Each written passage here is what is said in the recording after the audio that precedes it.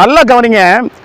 நான் கையில் ஒரு வீச்சருவாளோட ஒரு தெருவில் வேகமாக ஓடுனேன்னு வைங்களேன், இதை பார்க்குற ஜனங்களெல்லாம் வீட்டுக்குள்ளே போய் கதவை பூட்டி உட்காந்துருவாங்க. ஆனால் ஒருத்தன் மட்டும் தைரியமாக நிற்பான், வந்து பாருன்னு. அவன் யாருன்னா சாத்தான். சாத்தான் இரும்பு ஆயுதங்களுக்கு பயப்படவே மாட்டான். இப்போ இன்னொரு அதிபயங்கர ஒரு ஆயுதத்தை நான் மறைவாக கொண்டு வந்தேன்னு வைங்களேன், இதை பார்க்குற ஜனங்கள் எல்லாம் என்னை பார்த்து ஸ்தோத்திரம் பிரதர் அப்படிம்பாங்க. ஆனால் அந்த சாத்தான் இருக்கான் பாருங்க, அவன் துண்டை காணும் துணியை காணும்னு ஓடி அவனுடைய வீட்டுக்குள்ளே போய் கதவை பூட்டி அவன் பதுங்கி கொள்வான். அது என்னங்க அதிபயங்கர ஆயுதம்? அதுதான் கர்த்தருடைய வசனம். கர்த்தருடைய வசனம் பிசாசே பயந்து நடுங்கக்கூடிய அதிபயங்கரமான ஒரு ஆயுதம். இயேசுவினிடத்தில் வந்து பிசாசு நக்கல் பண்ணான், சோதிச்சான்.